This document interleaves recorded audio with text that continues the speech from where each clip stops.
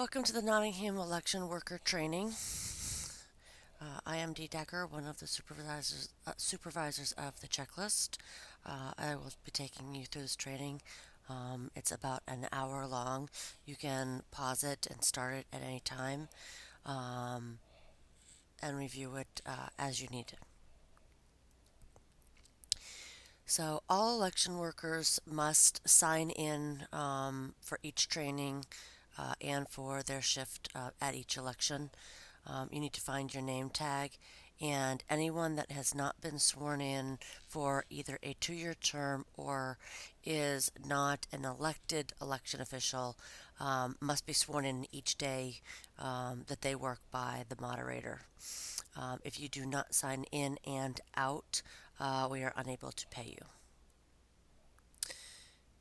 So make sure that you keep track of today's hours while you watch this as well. If this is the first time you've been watching it, you will get paid for this training. If you do this as a review, this is on your own time. Please make sure you fill out a new W-9 for 2020 if you have not worked in the last year in any capacity as a town employee. So, election officials. There are elected election officials. So the moderator, that's Bonnie. She's the chief election official on election day. There's the town clerks, Sandy Weston and Lori Anderson. They oversee all the ballots, the ballot box, absentee ballots. They do a lot of work prior to the election, and then they do quite a bit after the election's over as well. The supervisors of the checklist, there are three. Myself, Dee Decker, Ruth Ann Fuller, and Joanna Arendarchek. We are the registrars. We register new voters and we oversee the checklist when it is being used. Board of Selectmen, we have 5: Donna Danis, John Morin, Tony Dumas, Ben Bartlett, and Tyler Eaton. They are elected election officials. They don't have specific duties, and so they are directed by the moderator each election day on what she needs their help with. So, election officials, we also have appointed election officials. So, for example, assistant moderators, they have the full authority of the moderator.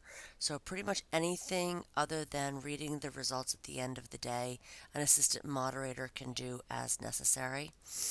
We have assistant supervisors. They have full authority of the supervisors. They will be helping us register new voters on election day. Ballot clerks are the ones who mark the checklist. They check voters in and they keep the checklist updated throughout the day. We will not have a checkout this year, so we will only have check-in ballot clerks. So we also have greeters and outside monitors at the primary election. Greeters answer voter questions and direct traffic in the halls and outside the chains of the polling place. Outside monitors will be monitoring the parking lot and electioneering areas. Both of these positions are moderators, assistant moderators, and will be directed by Bonnie. So the Attorney General has a checklist for each federal election. So for this year, it'll be the presidential primary and the general election in November. It's a very specific checklist that each group of election workers has a section that they will come in and they will check off. They will actually send an inspector to the polling place with these lists on a clipboard. We will let you know when they are there. We kind of like whisper around to make sure that everybody is on their game. And so they will come in with a badge. They have identification. They'll come and find the moderator, and then they will check each one of these things. So they check the traffic flow, the parking, the electioneering area, the campaign sign area. They will check for, check all of the signs. Is there a sign for where to go for registration? They look for the lines. People should not be standing in lines for longer than 15 minutes. For this reason, we are 1, at the school, and 2, breaking the checklist into 6 parts. This way we can move the people through faster. There may be observers and challengers, so they check for those people and to make sure that they're in the appropriate places. They check the booths and the accessible voting machine. Um, they look for, do we have the proper number of booths? Is our accessible voting machine set up so that someone can use it? They check the guardrail and they make sure that the ballots are far enough away from the guardrail and the challengers and observers are far enough from the guardrail. They come and talk to the supervisors about things. They talk to the ballot clerks. They may come and ask you a question. They can certainly do that. So they look at how ballot clerks are checking people in to vote and are they following the procedures as set out by the Attorney General's office. And that's largely what this training is about, is those procedures. So they look at the absentee ballot process and how are we following the law for the absentee ballot process. Did the moderator post that we're going to start early? They look at the ballot counting machine and the devices. They look at the ballots and the challengers. So they look for observers. They come and talk to us about voter registration. Are we using the right forms? Are people standing in line less than 30 minutes to start the process? So those are a lot of the things that they look for. We typically do very well with this. If someone asks you a question and you don't know, please don't make something up. Tell them that you don't know and then come and find somebody that does know. So we have morning and evening procedures. For ballot clerks, the first thing that we'll do in the morning is count the ballots. Town clerks have already done this, and they put them in packets of 25. We confirm the ballots, and we fill out this form. So this form is actually slightly different. We decided at one of the trainings to update this form. It will be on bright pink paper to make it easy to find. So you're going to put in the date. You're going to count the Democrat ballots and the Republican ballots, and you're going to put the numbers in on this form. At the end of the night, you're going to go to the town clerks and you're going to find this form again. You're going to get this from them, and you're going to count what's left of the ballots that have not been cast by voters. And you're going to count the Democrats and the Republican ballots, and you're going to put those numbers, the total numbers of the 6 tables. Everything's going to get pulled back together. You're going to count them. These are the numbers that go on this form, and then this form goes back to the town clerks. What's not on this form that we added is a spot to record for the town clerk and the moderator spoiled ballots, so that they can keep track of any spoiled ballots. So if a voter comes to you and says, "I've made a mistake," you can get the moderator. The moderator will give them a clean ballot twice. They have 3 strikes, they're out. You don't do anything extra on the checklist, but those ballots are then kept aside and they're written on as canceled, and so those need to be tracked as well. So that's what we've added to this form. So the second thing that you're going to do when you sit down at your table, whether it's first thing in the morning or when you come in the afternoon for your shift, or if you are simply covering someone's shift while they eat lunch or run to the bathroom, each section of the checklist will have this log. So please print your name clearly on this log and the time that you sat down, and the time you got up. So make sure you do this on both things. This is separate from the log that you'd use for signing in to get paid. This is for the supervisors to use after the election is over. So if there is something that we don't understand on the list, we can look and see who worked on that list and direct our questions to them after the fact. So please make sure that you sign this each time you do it. And if you are on the AB list, log that one, and then you move to the SE list, please sign in on or put your name on that section of the list as well, so that we know who's worked on which parts of the list. So the ballot clerk table supplies. Somebody will be assigned to set up the ballot clerk tables, the check-in tables, and these are the supplies that each table is given. So blue pens, rulers, red pens, yellow highlighters, an orange ballot clerk binder that has explanation sheets, how to do corrections, all of the cheat sheets, we'll call them, for if you need to know how to do something, we're going to put them in these binders. Each table gets a please state your name and party sign. It's put in front of the checklist at the so that the voters know that they need to say their name and their party. Letter signs go on orange cones at the head of each table so that we know what section of the alphabet and voters can find it very easily.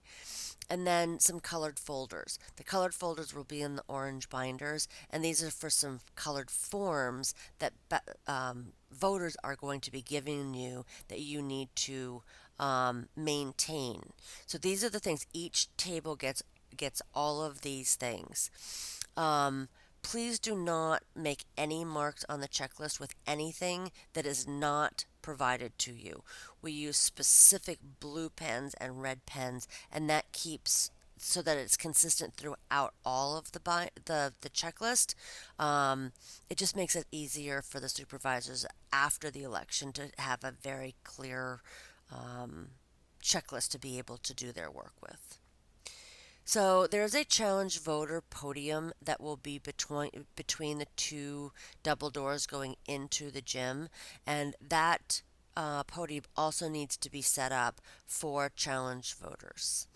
So at that podium needs a camera, batteries, and film, which are provided for you, stapler and staples, clipboards and pens, challenged voter forms, which are purple, voter ID explanation sheets, religious exemption forms, which are orange, and an alpha voter list, which is a simplified list of the checklist for someone to be able to look very quickly to see if someone is actually on the checklist, if they have a question on whether or not they need to go to the voter registration or directly to the ballot clerks. The camera is a small Polaroid camera. We will be testing it before the election to make sure that it's working. And it is to take a picture of a voter that has uh, forgotten to bring their photo ID. So let's talk about the ballot clerk procedures. They are different for a primary than they are for a general election. There's far more that needs to be done by ballot clerks and to be counted by ballot clerks after at the end of the night that the supervisors have to track. So these are ballot clerk procedures specific to a primary election. So this is the procedures as given to us by the Attorney General Office of the state of New Hampshire. And what I did is I took these procedures and I broke them down into these slides to make it a little bit easier as we go. Um, I will send these out for anybody that wants to print them. If you came to the training, you received one of these. If you didn't come to the training, I will send these out separately so that you can print them if you wish. So it's 3 pages. Um, so we'll kind of go through that now in a longer form than the state provided to us. So before voters are allowed in the voter check-in or ballot clerk line, a greeter, so one of the assistant moderators, should ask them if they are a registered voter, inform them of the voter ID law by saying, "Do you have your photo ID? Would you please get that out now?" And then direct them to the correct line and table. If they're already registered to vote, they go directly to the ballot clerks or voter check-in. If they're not yet registered to vote, they would go to the supervisors of the checklist. If they do not have a photo ID with them, they would be directed to the CVA table or that challenged voter podium that we talked about. So before allowing a voter into the area within the guardrail, the ballot clerk shall. So when they're standing in front of you at the tables, they're not quite inside the guardrail yet. So before you allow them to go inside the chains, before you give them a ballot, these are the steps that you're going to take. So ask the voter to announce his or her name, domicile, address, and the name of the party in which he is registered. So the voter must say to the ballot clerk their name, where they live, and the party they want a ballot for, either Democrat or Republican. Ask an undeclared voter desiring to vote in the party primary to announce the name of the party in whose primary he wishes to vote. Basically, you have an undeclared voter on the checklist. You simply say, are you voting Republican or Democrat today? That's going to tell you what ballot you're going to give them because we're running two separate primaries simultaneously. So, Republican or Democrat. Search the checklist and find the voter's name and address, and read aloud the voter's name, domicile address, mailing address, and party affiliation as they appear on the checklist. Please always read loud enough so that any challengers that are sitting outside the chains can hear that information. Now, sometimes it feels like you're shouting. You need to use a loud enough voice that people around you can hear without actually shouting at a voter. So, some names are not spelled the way they look, and it's okay to check an ID for correct spelling. Um, Most of the time, a voter's going to appear in front of you. They're going to hand you their ID, so you can look at their ID at that point to look at spelling, so that to make sure that you're spelling it correctly. Any challengers or observers are not allowed to interfere in this process. So they can't lean over you, they can't ask to look at the list, they can't touch the checklist. They are not allowed to interfere in any way with this process. So this is a sample of the voter checklist. So, for example, if Daniel Beck comes before you, he would say, Daniel Beck, 140 Mitchell Road, undeclared. I'd like to vote Republican today. So he's going to read the whole thing, and then you are going to read that back to them.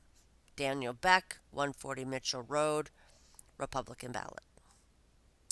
If the voter's name is on the checklist, place a ruler under the voter's name and address and make a check mark in the box beside the correct name, and repeat the name aloud as you do this. So, Richard Boomer or Boomier, 13 Fort Hill Road, put a check in the box to the left of the name, and Richard is a Republican. Direct a voter whose name is not on the checklist or is reporting a name change to the supervisors of the checklist. They will be bringing you a form back that shows that they have seen us and it gives them permission um, to, to get a ballot and vote. When the voter returns after changing their name, write the new name in red ink above the old name of the voter. So you're going to find the voter's previous name on the checklist and follow the procedures we've already talked about for checking them off. The supervisors will change the name on the list after we've done all the rest of our work. We go in and we make any corrections and we update name changes and things like that. So here's Connie May Bolio, and she has changed her last name to Clark. So you find her name, you repeat her name and address, Connie May Bolio, 85 Priest Road. She is undeclared. She's changing her name to Clark, so you print it in red above her name. When the voter returns after registering to vote, write in the voter's information wherever the moderator has instructed you to add Election Day registrations. We're going to go into this in detail in a little bit. So all Election Day registrations will be added to the checklist in a red binder that will be at the AB table, and the AB table will also be labeled as the new voter table. So this is the list that all new registrations will be added to. This will be in that red book. Each page will have its own letter, and it'll be tabbed just like the regular checklist. So if it's a B, you would go to B, the tab B, and just write them into this list. So if there's already three B's there, you would go to the fourth line. Um, so on the new registered voter list that we were just looking at, please write legibly the voter's party, last, first, middle name, and suffix if applicable, the domicile address, write in the state abbreviation if they were presented an out of state driver's license. Yes, they can use a driver's out of state driver's license, and check the CVA box if the voter signed a challenged voter affidavit. So ask the voter if the domicile and mailing address, if any, are correct. If the domicile or mailing address is not correct and the current domicile address is within the same town or ward, correct the addresses. Write the correct address in red ink above the current address. So here's Richard Beaumier. We've already checked him off. And he has said, oh, I don't live at 13 Fort Hill Road. I live at 15 Fort Hill Road. So put the correct address above the old address or the incorrect address and strike the incorrect address out in red using the ruler. This will tell us that we need to go in and correct this. Now he's either moved next door or we have a typo and we put in the wrong address. If the domicile address is not correct and the voter's current address is not within the same town, inform the voter that he or she is not at the correct polling place. Go get the moderator. Direct the voter to the moderator for directions to either the correct polling place, or if the voter needs more information, the moderator may send them to the supervisors. Don't get into a debate with the voter. The supervisors have final say in accepting any new voter or deciding if a voter is correctly domiciled in Nottingham or if they've moved to Northwood and they need to be voting in Northwood or another town. Mark the party choice of an undeclared voter on the checklist using the first three letters of the name of the party, DEM or REP, in red ink above the UND. So here's Penny Beaumont. She's undeclared. She's standing in front of you, so we check her off. We've said her address and her post office her mailing address. That is correct. And she's an undeclared voter. She wants a Republican ballot, so we're going to write REP above the UND. If a voter registered as a member of a party wishes to change their party on primary day, direct the voter to the supervisors table and do not give that voter a ballot. Any voter who changes from one party to another at the polls may not vote in the primary. So basically, if somebody comes in and says they think they're undeclared, but they're listed as a Republican and they don't want to vote in the Republican primary, they cannot get a Democrat ballot. They can only get a Republican ballot. Or if a Democrat wants a Republican ballot, they cannot. They can only get a Democrat ballot. Only undeclared voters can choose which ballot they want. Sometimes this happens incorrectly, so sending them to the supervisors, we will look at their voter history and see if maybe we made a mistake. Typically, it's the voter didn't sign the return to undeclared book or come see the supervisors and ask to be returned to undeclared, and they can't vote they can't change their party and then vote. They can fill out a form to change their party, but they cannot vote.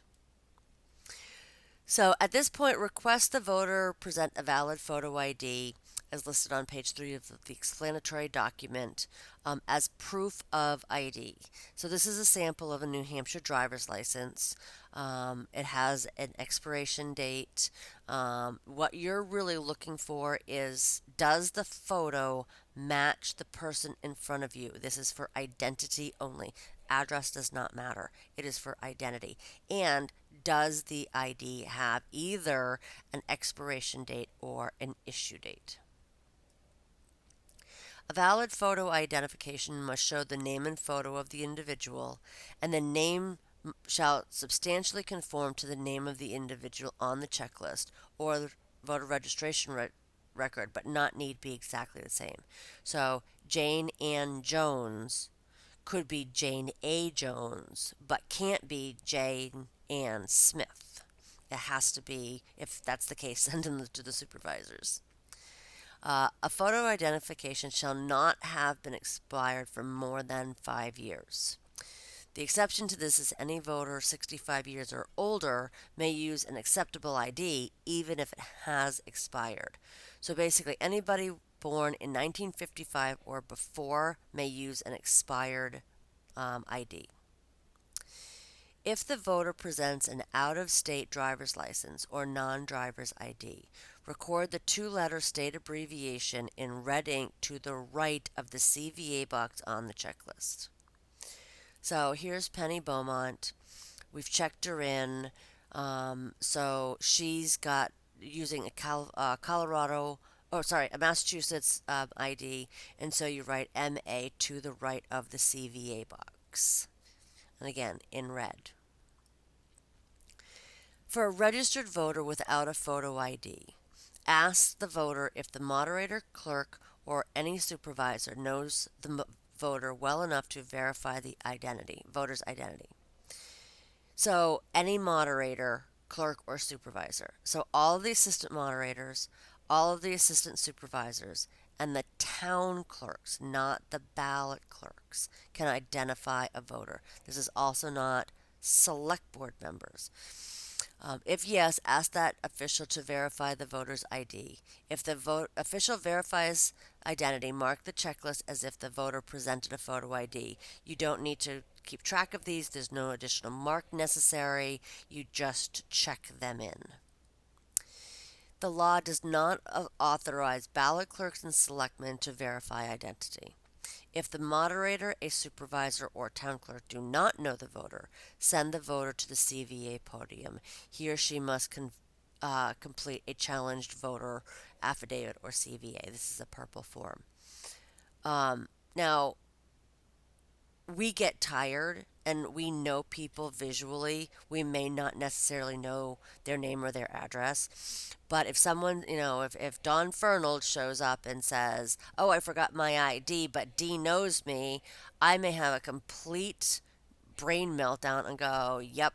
And so it's okay for them to state their name and address just as everyone else has, and then I confirm, yes, this is Don Fernald of Raymond Road. Um, so if the voter presents a signed CVA form with an attached photo, again, we're going to use that camera to take a photo and we're going to attach it to their form, or a signed CVA with an attached religious affidavit, which is an orange form and no photo, put a check mark in the box on the checklist in the CVA column. So again, here's Penny. So here's the CVA check mark. Please make sure that you're checking these off. We have to track these and we have to record them, so it makes it much easier. Take the signed CVA with an attached photo or the signed CVA with an attached religious affidavit from the voter and place it in the folder or container marked for this purpose. So the CVA is a purple form. It's going to go in the purple folder. Every table will have a purple folder on their table or in their orange binder.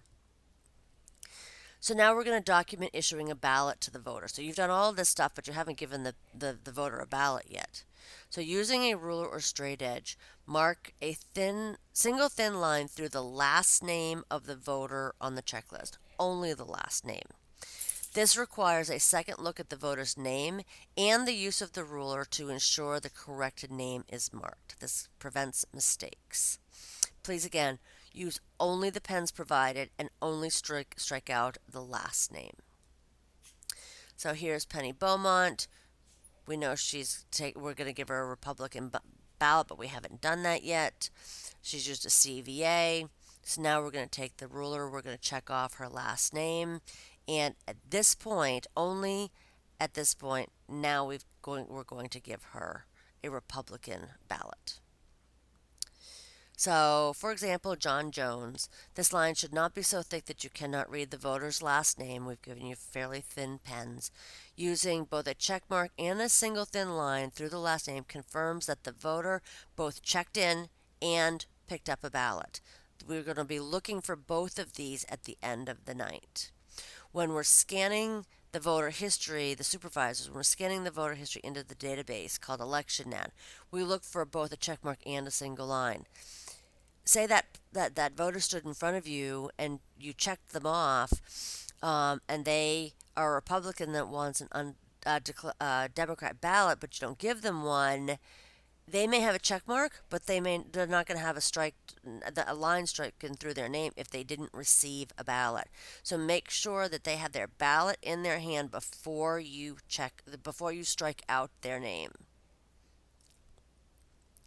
So now the voter has been given the ballot, and you're going to let them through the guardrails and into the chains and direct them to either one of the booths or one of the tabletops.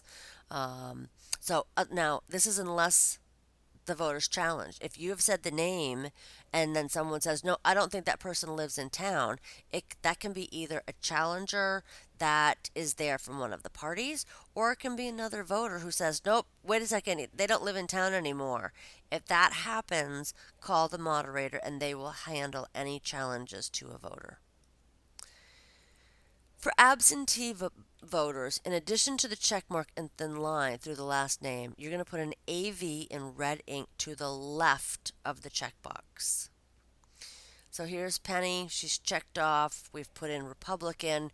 The moderator is now standing in front of you with their absentee voter form, and you're checking them off exactly as if Penny Beaumont standing in front of you rather than the moderator.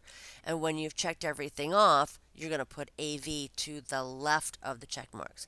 So you can see that there's a lot of information and it can get pretty crowded. And when this is really busy, these pages get very full very quickly. So it's important that we keep these as clean as possible. It is important to record all of the required data on the checklist so that the supervisors can fulfill their duty under law to enter all of the information into the statewide voter registration system called ElectionNet. We do a lot of work after the fact. So this is a sample of what a checklist may look like with a number of things checked off: undeclared voters, changed names, changed addresses, CVAs, all of the things we've just talked about. These are samples of how the checklist may look. So, the state of New Hampshire voter ID law, I will send these out as PDFs as well. There's an explanatory document and proof of voter instructions. If you have any questions about this, call the moderator or a supervisor, and we can help with any IDs. So, one of the questions that a lot of voters will ask is, what type of ID will I need to vote? So, the simple answer is we accept a lot of IDs. Most will use a driver's license issued by any state or the federal government. It also could be a non driver ID issued by the New Hampshire DMV or the DMV of any other state. A photo ID card, again, is for identification only. And in New Hampshire, voters that don't have a driver or non-driver's ID can get what looks like a driver's license, but it says on it for voting identification only. They can get this from the New Hampshire DMV. We also accept United States Armed Services identification cards, United States passport or pass card. A pass card it looks like a military ID, but it's a passport that's good for land and water travel. New Hampshire student ID card. So we have a lot of information on student IDs and where we can accept them from. We can also accept a photo ID not mentioned previously, but determined legitimate by the moderator, supervisors, or the town clerks. So, for example, somebody works for Exeter Hospital. As long as has their name, their photo, and either an expiration or an issue date, that could be acceptable. A BAE ID. an ID from the state of New Hampshire for one of their divisions. Um, it could be an ID from the police department. So there's lots of IDs as long as it has the photo, a name, and an expiration or an issue date. If any person authorized to challenge a voter does so under this provision, the voter shall be required to fill out a challenged voter affidavit before attaining a ballot. So if someone, a challenger, either a voter on our list or a challenger sent by a party, challenges someone's ID, they need to fill out one of those purple challenged voter affidavits. Verification of the voter's identity by a moderator or supervisor of the checklist or the town clerk, but not a ballot clerk. If any person authorized to challenge a voter, or we just talked about that, they need to do the CVA. Why that's in there twice, I'm not sure. So, student ID cards. Acceptable student photo ID cards must be issued by a university, college, or career school approved or licensed to operate in New Hampshire. It's a long list. We have it printed in our book. If you have any questions, come, send somebody to come get us so that we can look at it. So, a public school in New Hampshire, a non public high school in New Hampshire accredited by a private school accrediting agency that is recognized. Again, it's in our book. Dartmouth College, a college or university operated by the state of New Hampshire, or a community college operated by the state of New Hampshire. All student ID cards must have an issuance or an expiration date that has not been exceeded by more than 5 years. And each August, the Department of Ed provides us a new list that we print. An acceptable photo ID must have an expiration or issuance date. All of them, not just students, but all of them. And again, any ID for someone 65 or older or born in 1955 or before is valid after it expires. The name on the ID shall substantially conform to the name of the individual on the checklist or voter registration, but not need be exactly the same. So again, Jane Ann Jones may be Jane A. Jones. It could even be J. A. Jones, but it can't be Jane Ann Smith. So it needs to substantially conform. So if you have any questions, this will be in the handouts, and these will be in the orange binders as well. So any new voter that registers on election day will receive a green form, and it's the new voter authorization. This is what it looks like, and again, it'll be printed on green paper. So all of these green forms are going to be going to the new voter table. So that would be the AV table. The rest of the tables will not see these green forms. If somebody sends somebody with a green form to you, send them to the AB new voter table. So the new voter authorization has the election date, the voter's name, and their domicile as they put it on their voter registration form. If it's a primary, which this is, they need to print the name of the party for which they affiliate. So they may have put undeclared on their registration form, but now they have to declare for a party. So in this case, they would put Republican or Democrat. So, and it's not going to be one or the other, and those are the only two choices. So then, So then the voter will sign the form, and the supervisor will sign the form. Now, this is only going to be signed by Dee Decker, Joanna Andarchek, or Ruth Ann Fuller. It's only those three names that can sign this form. So this is how it would look if it was filled out. So again, date 2/11/2020, Jane Ann Jones, 114 Stage Road. She wants it. She's going to vote Democrat today. She has signed this form, and then I have signed the form. Please check for signatures, and please check to make sure that these are completely filled out. So, a return to undeclared form. So, new voters who register undeclared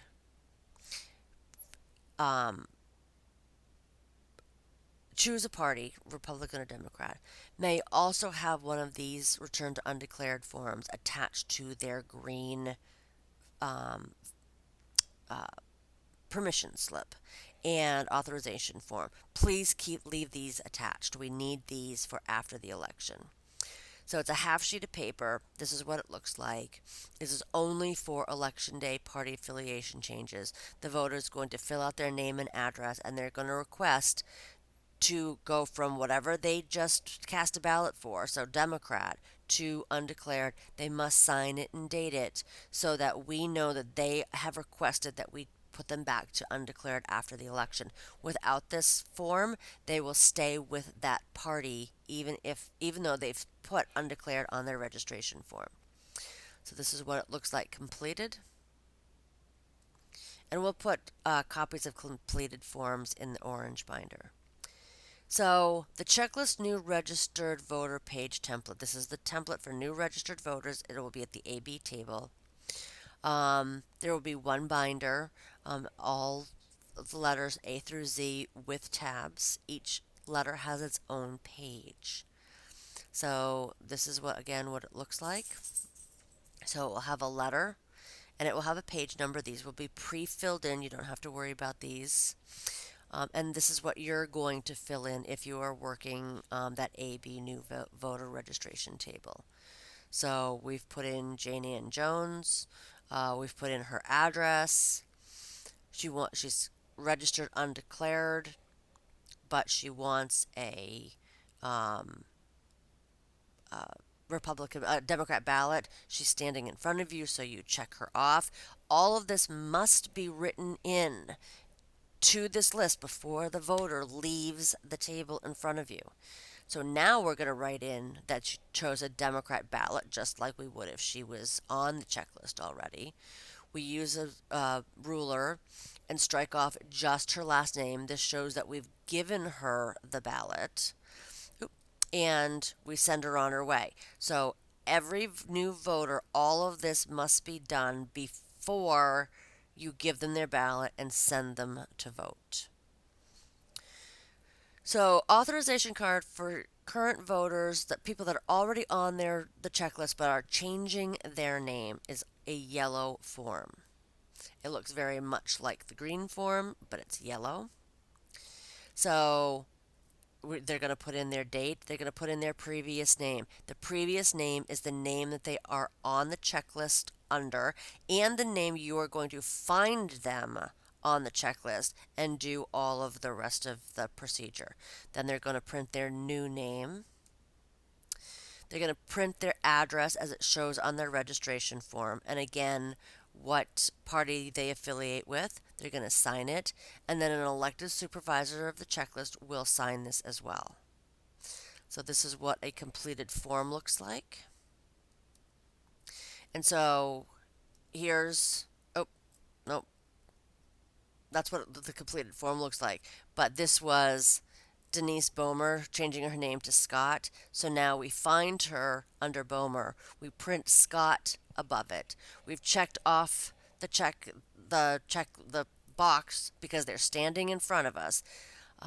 They may have been checked off previously and now they've come back because they realized that they changed their name, or you realized it because you looked at their license. So you hand them their ballot, you strike out their name, and you send them off to vote. So the challenge voter ID affidavit. Oh, so these forms are yellow. They go in the yellow folder in each orange binder. So the form, the color of the form, that's the color of the folder that it goes into. And we need all of these at the end of the night. So it's very important we keep them together. So the challenge voter affidavit is purple. It's on a purple form. This is what it looks like. When they come to you, there's going to be a photograph in the upper right-hand corner. So the voter prints their name. They provide their phone number or an email address. That's optional. Most people don't. And then they must sign it. Now, anyone working at the challenge voter table, these are the forms that you may have them fill out. Please make sure that they do it in front of you and that you watch them sign it so it's a signature of the voter. Then the election official is going to choose the election. So in this case, the presidential primary, check the box, put the date in, which is 2/11/2020, and then print the voter's name and then sign the form. So this would be a moderator, assistant moderator, supervisor, assistant supervisor, town clerk. We can all sign these. The selectmen can sign these forms. They can't ID somebody visually, but they can fill out and do these forms. So this is what the completed form looks like. Of course, it would have a photo in the upper right hand corner. It must have a photo before it goes to the ballot clerk. Then the ballot clerk is going to be, this voter is going to be sent to the ballot clerk. This becomes the voter's ID. This is the form that you're going to check the CVA box on the checklist if they give you one of these. And then this form, it's purple, goes in the purple folder. So the voter ID explanation document, this will be in your orange binders. We've gone through a lot of this. This is what it looks like. Every voter that fills out one of the purple CVA forms must be given one of these forms. This is the form that will be pre-stocked at the podium, but everybody must be given one of these. It is the law. So that's the back side. So if you have a voter that says, oh, well, I can't have my photo taken for religious reasons, there is an exemption form for that. It is orange. It will be at the CVA table. So the voter fills this out completely, and then the election official signs it, attaches it rather than the photo. This orange form, it gets attached to the back of the CVA, and then both of these forms go to the ballot clerks, becomes the voter's ID, the CVA box gets checked, and both forms together go in the purple folder. So the ballot clerk explanation sheet is in case of errors or mistakes on the checklist. So this is what it looks like. So one instance goes on one sheet. So there's one, of course, exception to that, but you're not going to put multiple mistakes on one sheet. Each mistake gets their own, or error gets their own sheet. So the election, of course, would be the presidential primary date 2/11/2020, the time that the error took place. So you need to do this while the voter is in front of you. So the time that the error took place, the name of the ballot clerk that made the error, so that we know who to go talk to if we have any questions after the fact, the page number on the checklist where the error was made, and the voter's name that there was an error for. So that all goes on the top, and then a short explanation of what happened. So and so came in, checked off the wrong voter. So you put that information in here. So please do not put anything on here other than an error. So name changes, address changes, any corrections, none of that goes on an explanation sheet. It's only in the case of an error. Another thing that does not go on this is somebody needs to be removed from the checklist. We're going to cover that in a little bit. But only errors go on this. Always make sure that the moderator, or if the moderator is not available, the town clerk signs this so that we can go to them and say, hey, do you remember what happened here? It's a lot easier for us to reach Bonnie or the town clerk than it is all of you. We have, over 40 ballot clerks and election workers to track down. So this way the moderator knows that something happened. So the request to remove someone, a voter from the checklist, sometimes a voter will be looking because they're watching what you're doing, and they'll say, oh, my daughter is still on here. She doesn't live in Nottingham anymore. She now lives in Dover. You're not going to make any kind of a mark on the checklist. You're simply going to say to the voter, thank you for letting us know. When you're finished voting, if you could go see the supervisors of the checklist, they have a form to help remove people from the checklist. There's a process we have to follow, and so we need to have have these forms. You will not see this form, but this is the form that they fill out. We have that take the name of the person making the request, the name of the voter that needs to be removed, the address, birthday if they know it, and then the reason that they need to be removed. They passed away, they moved out of state. So we collect all of that information. So, because this is a primary election, there is another list at the end, outside the chains, as people are leaving, called a Return to Undeclared book. Every voter that is on the checklist as an undeclared voter will be in this book. This is what it looks like. The assistant supervisors will be working with this book. And the voter simply needs to circle the party with which they just cast a ballot and then sign it. This allows us, because they've signed it, to put them back to undeclared if they after the election. If they don't sign this book, they're going to stay with that party until they request in writing from us for us to change them back. And we do have a form for that if for non-election days. This is only something that's used on election day at a primary. Please do not write anything on the checklist that is not covered in this training. So no private information, no driver's license information, no social security, no passport numbers. Do not write deceased, divorced, married, etc. Please send these voters to the supervisors for their to update their voter registration information. So absentee voters. Absentee voters are marked on the checklist exactly like all other voters with an additional AV to the left of the check mark. So George Ellison, a moderator comes to the ballot clerks and says, George Ellison, 177 Stage Road. You check that voter off just like so that moderator is George Ellison's proxy. So you check them off as if George Ellison is standing in front of you. They're an undeclared voter. The moderator will tell you what ballot they were sent. They were sent a Democratic ballot. You cross off their name. Their ballot was returned. That's why they're that moderator standing in front of you. And then you write AV to the left of the check mark.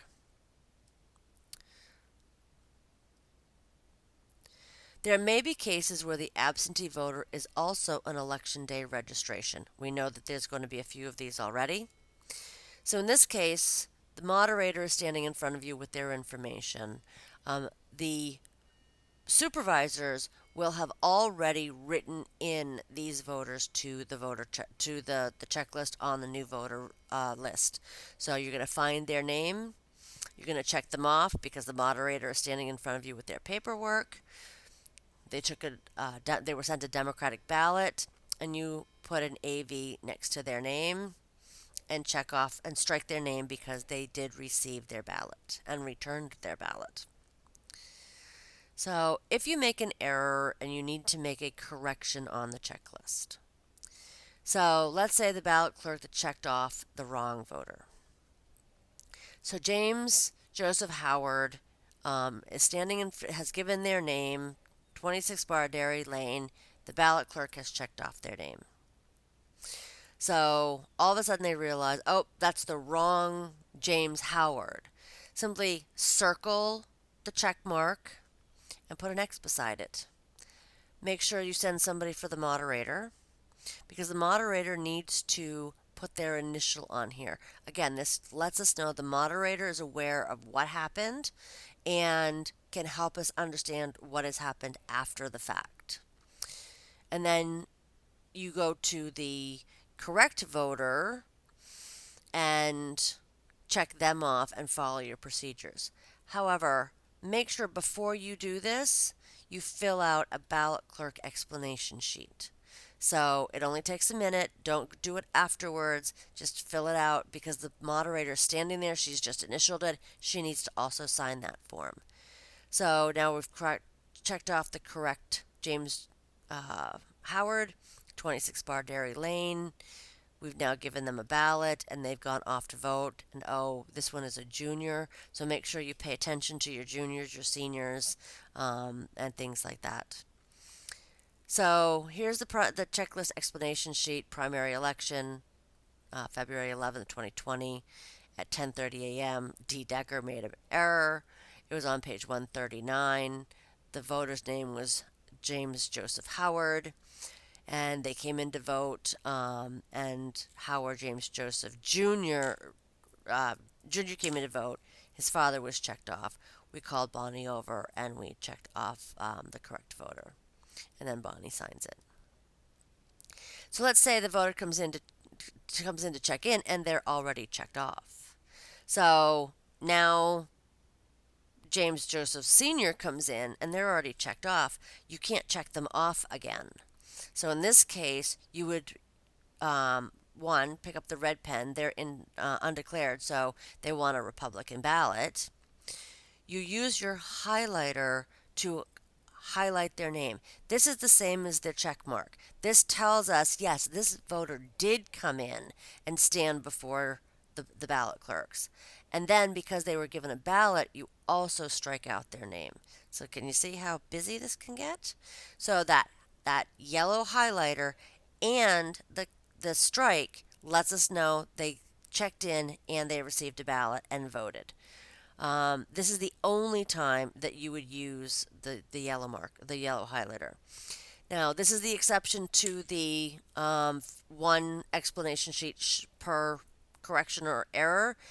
So find that explanation sheet, which should be just at the front of the binder, and put in that at 4:40 James Joseph Howard did come in. Pam Kelly was the ballot clerk and did vote. We used the highlighter to check off his name. That again just double confirms for us that that person did come in and vote, and we can correctly count them. So deceased and moved voters. So the morning of each election, the town clerk runs a report for the supervisors of any deaths in the past 3 months. The supervisors then cross off any voters that have passed but have not yet been removed. So this is a report from the New Hampshire Department of Vital Statistics that the town clerk provides to us. We use that information to strike out the entire name in red. We initial it and write deceased beside it. So these are typically people who have just passed away because we've been going through this process and removing people on a regular basis, all year. So if someone has moved, we also run a report for moved voters, and we do the same thing with moved voters. We just cross off the full name and write moved and initial it. Now, a moved voter may come in and try and check in. If they've been removed this way, please send them to the supervisors so that we can see if we made an error or to see if maybe they're in the wrong polling place.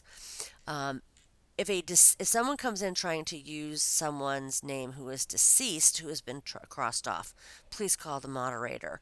It has happened in previous elections that some people have tried to check in to vote under a deceased voter's name to see if we are correctly removing people that are deceased. And so if that happens, please call the moderator right away. Electioneering. Please make no comments on what ballot anyone chooses. So if they're undeclared and they want a Republican ballot, don't say, oh, why are you choosing that ballot, or oh, good choice, or anything else. Please no comment on what name they change to. We do have some voters that are changing their names for many reasons. So if someone comes in and they're on the checklist as Margaret and they've changed their name to Robert, please do not have any reaction. Please do not make any comment. Simply follow the procedures, change the name. If they need to come to us for a form, please send them to us for the form. We'll do all of the verification and then send them back to you with one of those yellow forms. So please just make no comments to voters. Just check them in, give them a ballot, thank them for voting, and send them on their way. So, differently abled voters, we do have mobility challenged voters, as well as hearing and vision impaired.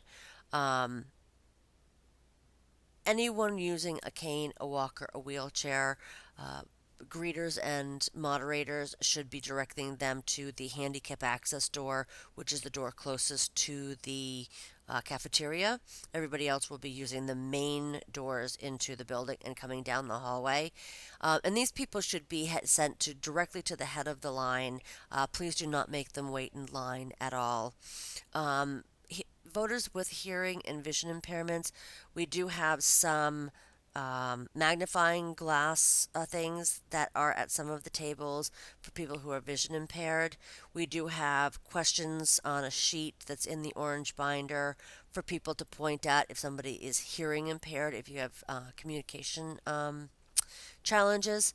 But these voters can also use the AVS machine, which is a tablet, and they can vote on their own. They can wear a headset if they're vision impaired and vote on their own, or they can use the tablet to vote if they are hearing impaired. And then they use the same ballot that goes through the machine. I can show anybody how to use this machine.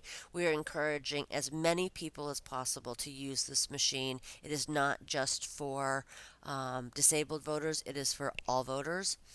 If a voter brings someone with them that they want to have help them do their ballot, call Bonnie over. The moderator needs to have them swear an oath and fill out a form. She will typically have the voter go in with their helper. They will vote, and then if the helper is also on the checklist, they will come back after and check in on their own and get their own ballot. Bonnie rarely allows people to cast ballots at the same time. Because that's you're not supposed to have two people in the voting booth. We will have plenty of tabletops as well as other handicap booths that people can sit down and use to vote. So let's go through some scenarios. These are examples of people that may come in front of you and what you need to do. Um, and it just helps, you kind of go through the process a bit. So let's say Erica Elsmore checks in with a school ID with no issue or expiration date. What do you do? So the first question is, can anybody identify Erica Elsmore? If they can, you check her in as normal. If not, you would send her for a CVA. So find Erica Elsmore on the checklist. Uh, Use your ruler to put under her name. Say her name, Erica Ann Elsmore. Erica Ann Elsmore, 35 Sophia Way. She confirms that. She's undeclared. So you check her off. She's standing in front of you. She wants a Republican ballot. She's now declared for the Republican Party. You hand her a ballot and you cross off her name and you send her on her way to vote. So Tara Frazier is not sure she is registered to vote. So at the CVA podium, there will be an alpha voter list. This is a simplified list of all of the registered voters in Nottingham. You can see this has no barcode. It's much more compressed. So find Tara, look and see if Tara is on the list. And here she is. So because she's on this list, she will be on the checklist. You can send her directly to the ballot clerks. So the ballot clerks are going to find her on the checklist. Ignore the blue highlight. That's something funky with going on with my computer. So you find Tara on the checklist. She's standing in front of you. She has stated her name and her address. You have repeated her name and her address. It is all correct. She is undeclared. She says she wants a Democratic ballot. So you give her the Democrat ballot and you cross off her name and you send her off to vote. So Vicki Howard has gotten married and changed her name. She has not yet changed her name on her driver's license. So Vicki Howard is going to be sent to the supervisor of the checklist. She's going to fill out a new registration form. She is going to bring back to the letter H ballot clerk table a yellow form that allows her to vote. You are going to find her name on the checklist. You're going to check her off because she's standing in front of you. You're going to repeat her name and her address. It is all correct. She is a Democrat. But before you give her her ballot, her new name is Smith. So you need to write her new name above her old name. And only once you have done that and she's been handed her ballot, you are going to strike out her name. So Nicholas Houle checks in and is given a ballot that he then brings back and says he's made a mistake on it. So Nicholas Houle comes and says his name is Nicholas Houle, 155 Stage Road. You find him on the checklist. You repeat Nicholas Houle, 155 Stage Road. He's all set. He's undeclared. He's standing in front of you, so you check him off. He wants a Democrat ballot. You give him a Democrat ballot and you send him off to vote. But now he comes back with that ballot and he's made a mistake. So you call for Bonnie. Bonnie writes canceled on the ballot and gives him a new Democrat ballot. You do not mark anything else on this list. Nothing. Bonnie's taking care of the ballot. Sean Frechette's name should be spelled Shawn. How do you correct it? Well, first you find Sean Frechette on the checklist. You check him off because he's standing in front of you. He has stated his name and address. You have repeated his name and address. He is undeclared. He wants a Republican ballot. He notices that his name is spelled incorrectly.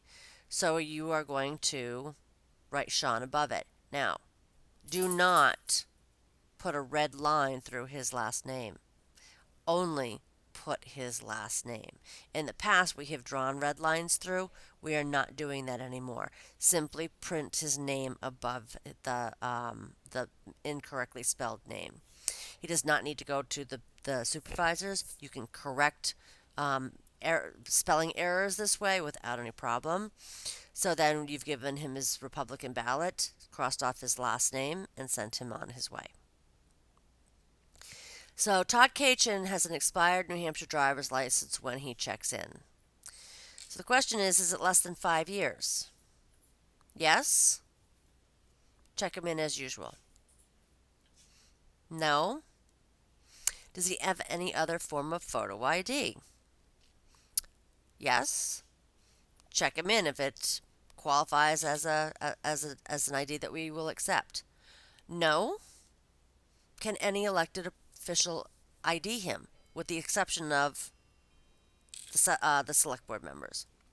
Yes. Check him in as normal. Make no other marks. No. Have him fill out a CVA and check him in as usual, checking off that CVA, taking his picture, checking off that CVA box. So here's Todd Kachin. He's standing in front of you. You've repeated his name. He wants a Democratic ballot. You've checked off the CVA box because he used that purple form as his photo ID.